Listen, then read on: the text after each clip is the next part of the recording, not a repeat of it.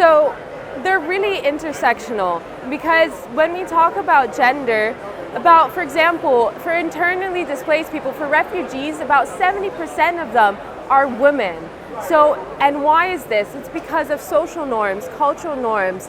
It's because of economic opportunities, which is connected to that. So if we're going to take the example of agriculture and land rights.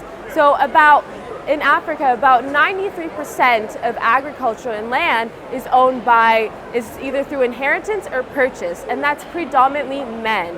So that means only 7% of women own land. And what does that mean? Is that when investors come trying to use the land, then they don't have a standing in order to have fair terms. And that means also they have less access to food sources when the climate crisis even gets worse. So that is one example. And that means that limits their economic opportunities. And it's also caused by social norms and cultural norms about what the role is for women. And if we're going to look about unpaid care work, women contribute about 75% of unpaid care work. So it's really an intersectional issue. And then if we're going to talk about looking at issues from a gender lens, we really need to think about what their needs are, because it's different from men to women, and it's different based on context. So we can't look at Western solutions for African women. It needs to be contextualized and needs to be from the grassroots.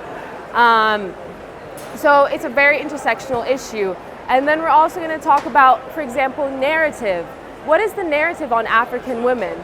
That they're either don't have enough knowledge or that they're victims. But in reality, they have a lot of agency. There are many grassroots organizations led by women who have had transformative organizations, transformative solutions, but because of these social norms, because they're perceived differently, because of this inequality, it's not brought to the table, it's not valued.